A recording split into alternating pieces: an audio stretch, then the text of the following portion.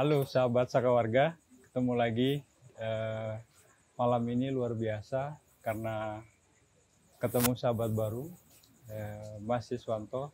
Beliau mendeklarasikan dirinya sebagai orang gila. Inisiator sebuah tempat yang luar biasa.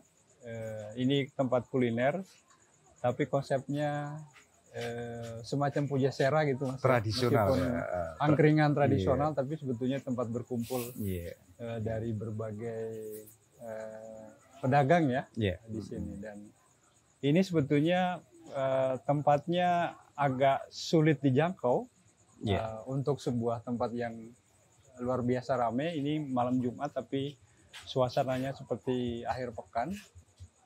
Meskipun orang kesini harus pakai usaha ya, karena buat yang pertama kali kalau nggak dipandu biasanya agak sulit ya nyasar. Tapi ini luar biasa. Nah, boleh diceritain nggak, Mas? Awalnya ini gimana ceritanya bisa sampai? Ini kaitan tadi dengan orang gila tadi ya. Bukannya saya itu mendeklarasikan, Pak. Pada saat itu kan saya membuat justru orang yang impian-impian terkait dengan adanya mau perubahan wilayah ini, Pak.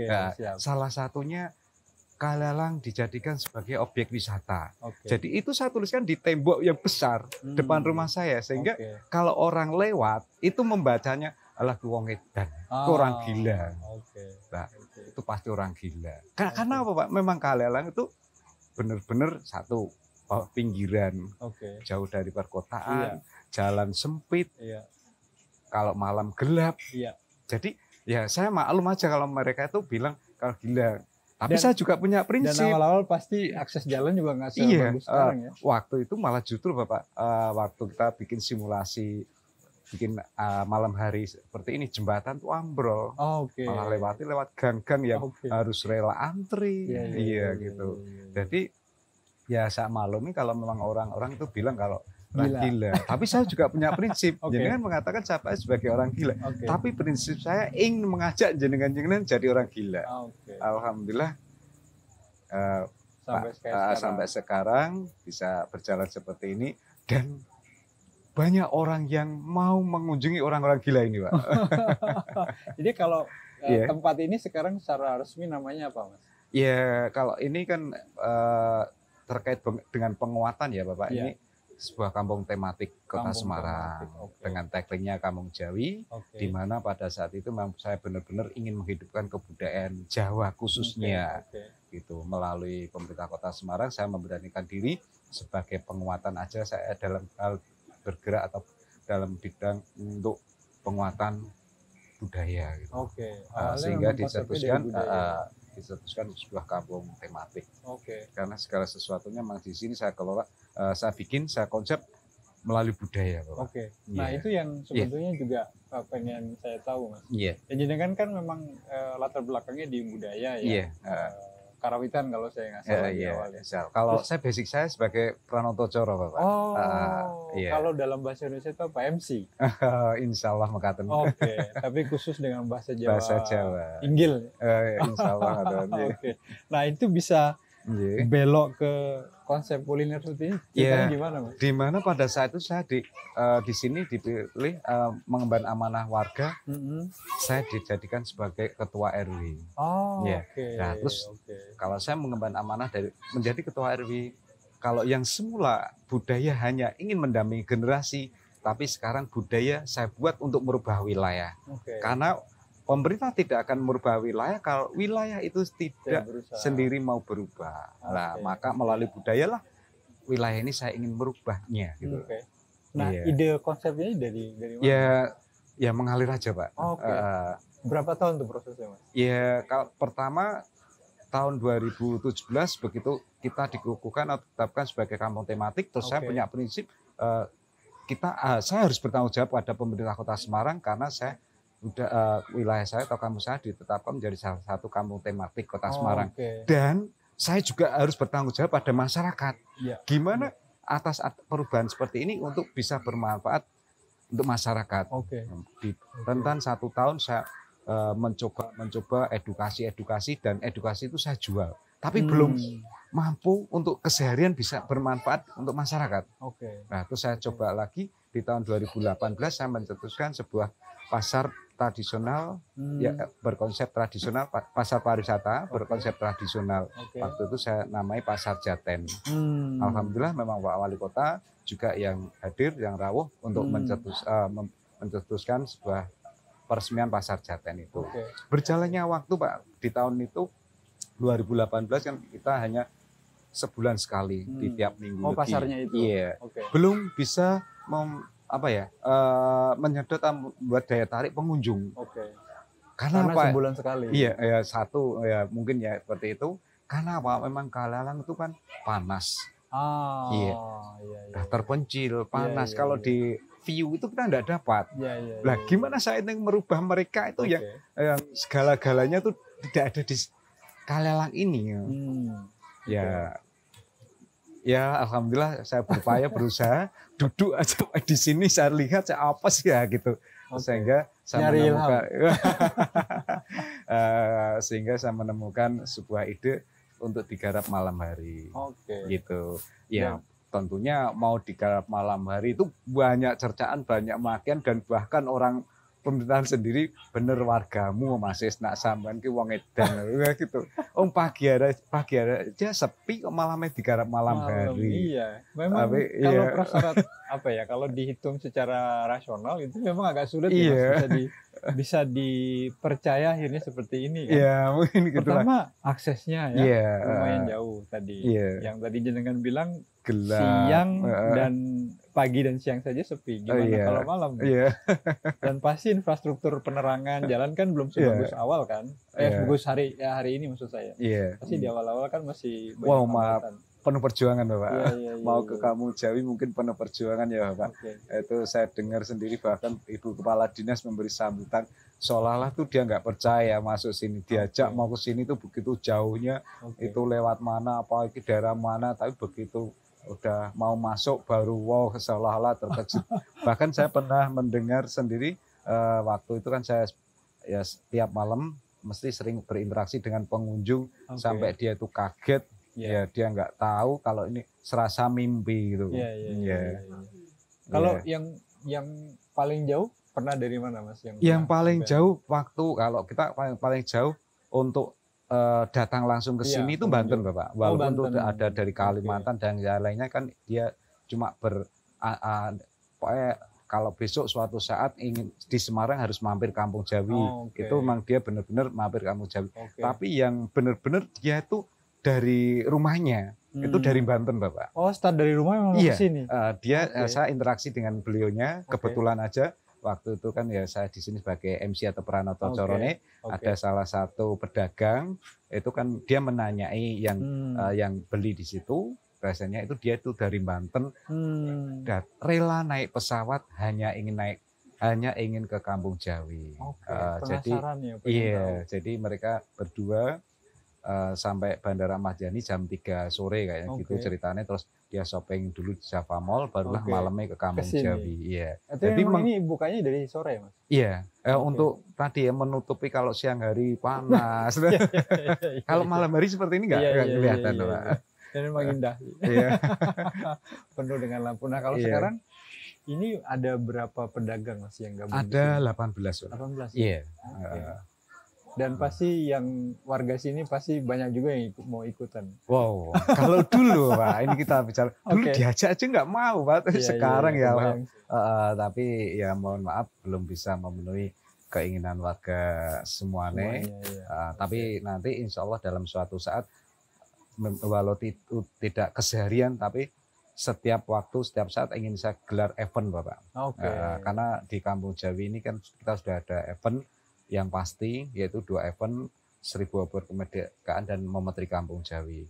Di mana khususnya mungkin di Memetri Kampung Jawi ingin saya gelar buat acara selama seminggu full, itu gelar karya UMKM Kampung Jawi. Di mana saya ingin mengajak tiap RW di Kelurahan Sukorejo ini untuk karya di sini. Yang memang belum bisa ditampung di sini makanya dibuatkan event lain.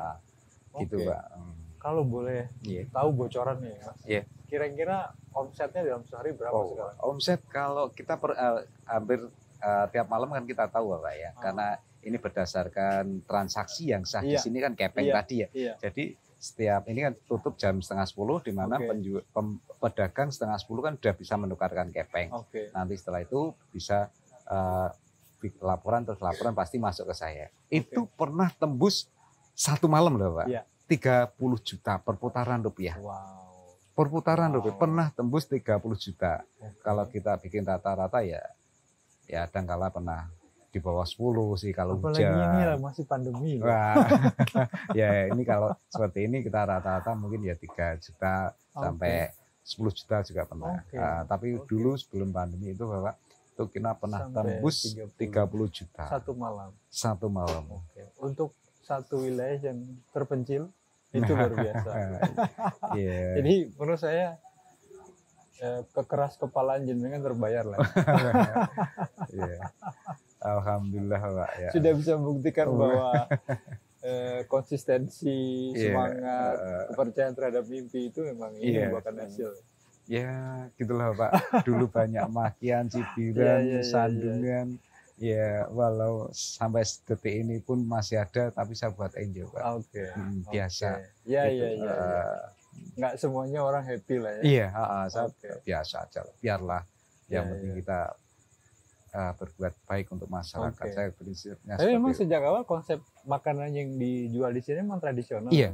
Memang saya jujur tadi ya, saya berangkat dari seorang Budaya. pemerhati budaya Pak. Oke. Maka segala sesuatunya memang terkait dengan kulinernya pun memang saya buat secara tradisional. Kalau mungkin dulu Bapak lihat datang awal-awalnya ini benar-benar tradisional Pak. Tidak ada tadi kalau misalnya sendok dari plastik atau apa, itu dulu tidak ada. Oke. Karena apa? Sekarang banyak perubahan seperti ini. Sering dijadikan souvenir oleh para pengunjung Bapak. Oh, Ya, jadi itulah. stoknya selalu Itulah. berkurang ya. Iya, Oke, selalu oke. dijadikan souvenir oleh para pengunjung sehingga Oke. para pedagang banyak mengeluh, banyak mengadu. Iya. Ya terus akhirnya ya udah nggak apa-apa, tapi saya minta tidak ada sedotan di sini atau jual minuman mineral di sini. Oh, kemasan ya. Nggak boleh. Oh, Ya, oke. memang saya mengangkat makanan atau minuman tempo dulu. Dan itu memang semua warga di sini. Iya, yang itu salah satu syarat mutlak ber-KTP RW1. Oke, nggak boleh orang dari luar. Iya, kecuali dalam bidang hiburan nih. Oh, oke. Kalau pedagangnya semua dari warga sini. Oke. Oke, nah saya tadi lihat model transaksinya itu pakai apa namanya? Kepeng, iya. Kepeng itu dari kayu ya? Atau Iya, dari kayu, kayu. Bapak. Nah itu sebetulnya dari mana Mas idenya? Mas? Ya, karena segala sesuatunya kan memang saya mengangkat budaya, tradisi tempo dulu, Bapak. Ya, memang saya cari referensi. Kalau budaya atau tradisi zaman dulu kita semakin gali itu semakin semakin kita nggak banyak mengerti, Bapak. Nah, untuk itu kita angkat kembali. Iya. Kita angkat kembali. Terkait nama kepeng itu kan alat transaksi di zaman Majapahit. Iya. Nah, kita gunakan kembali. Hanya penamaan loh. Iya. Jadi orang datang tukar uang dengan kepeng itu, nanti transaksinya start tuh dengan kepeng ya. Iya. Ya lanjut soal kepeng tadi. Jadi dari zaman Majapahit. Iya. Tradisi Majapahit yang kemudian diambil lagi, dihidupkan lagi. Jadi emang serius ya Mas ya? Iya. Maksud saya cukup detail gitu. Iya. Dari mulai nata lokasinya, lokasi, terus jenis makanan yang disajikan sampai model transaksinya itu detail sampai luar biasa. Dan ini kan juga penerangannya yang di meja itu pakai sendir, Pak. Iya, sendir ya. Tradisional betul. Tradisional, Pak. Iya. Oke. Nah, kalau tanah yang digunakan itu untuk tanah ini ya secara hitam di atas putih memang belum Bapak ya. Ini kan kita bicara aset Bondowoso dulu. Jadi dulunya sini tuh bekas lapangan sepak bola yang sudah tidak terpakai karena terkikis oleh air sungai ya Bapak. Sehingga lama terbengkelai udah ditumbuh ilalang setinggi manusia itu. Tidur ya. Iya. Sudah kita berusaha berupaya mencoba untuk bisa bermanfaat untuk masyarakat kembali gitu. Itu tambahan lagi juga ide yang aneh itu. Apa? Udah lokasinya. Iya. Tadinya lapangan yang kalau lihat dulu ya orang berkata seperti itu ya monggo gitulah. Sampai ibu saya juga dulu sempat gitu. Udah toh Siski ngopo kok ada banyak orang yang ngomong kalau kamu wong edan, wong gila lah. Ya, tapi ya nggak tahu ya Pak. Ya, pada saat itu memang saya komitmen dalam diri saya sendiri dan ingin punya merubah keyakinan ya wilayah. bahwa ini- Saya harus bisa, saya harus bisa. Oke. Hmm. Nah sekarang kalau boleh tahu Mas, perubahan apa yang sudah terjadi di Iya. warga di sekitar Ini sini? kalau saya menurut pribadi saya Ya. sendiri sebenarnya nggak ada perubahan sih Pak. Cuma kalau orang-orang yang bilang itu Oke. kalau sekarang perubahannya 180 derajat. Tapi menurut saya kayak biasa-biasa. Adanya perputaran ekonomi yang pasti kan. Pasti Ya, mulai- infrastruktur iya, infrastruktur. dan yang lainnya. Kalau ini kita bicara mungkin mobil ya Bapak. Oh. Dulu orang Kalelang lah.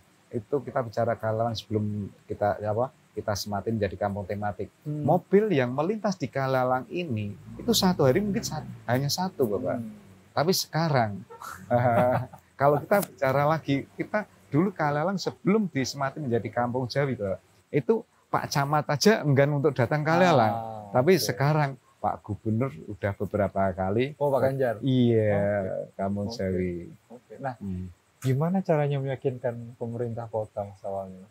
Ya kalau saya tidak meminta atau apa yang penting kita komitmen pada diri kita sendiri.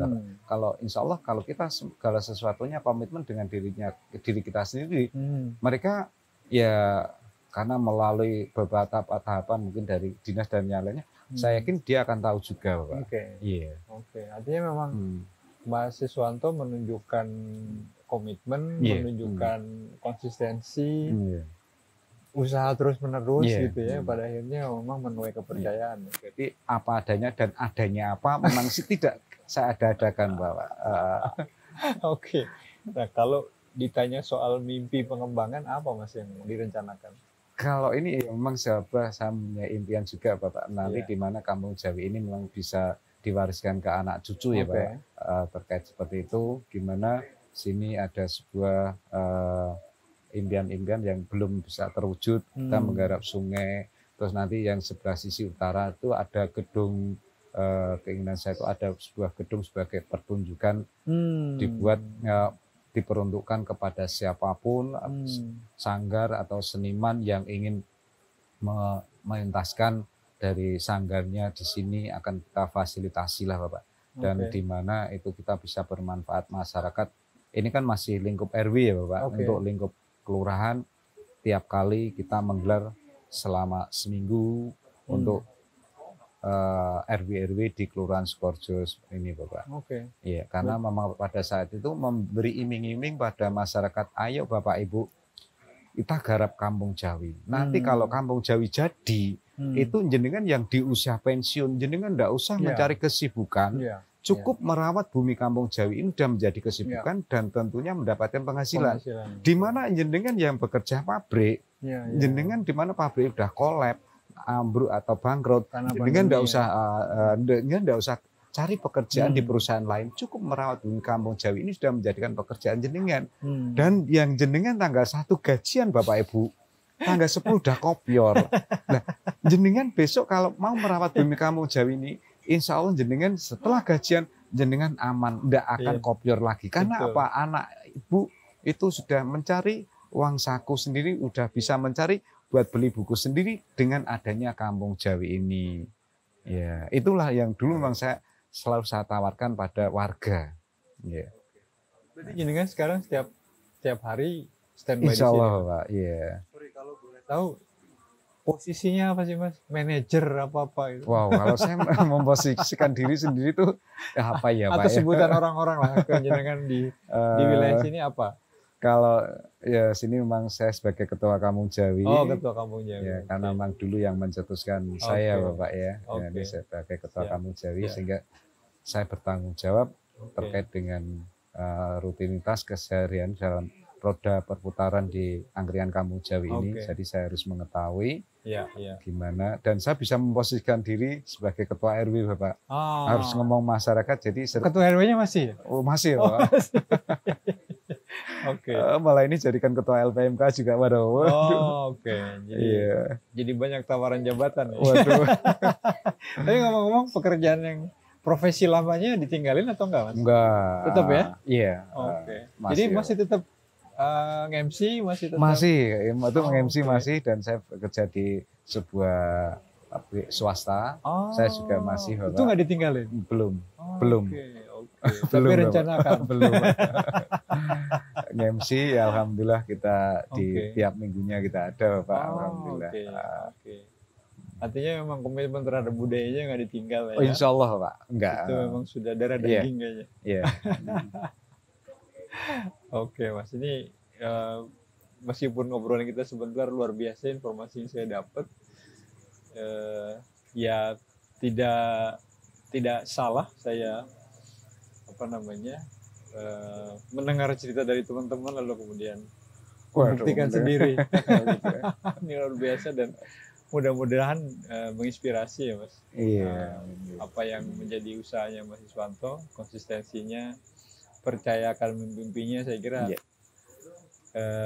kita butuh banyak orang yang seperti Mas Iswanto.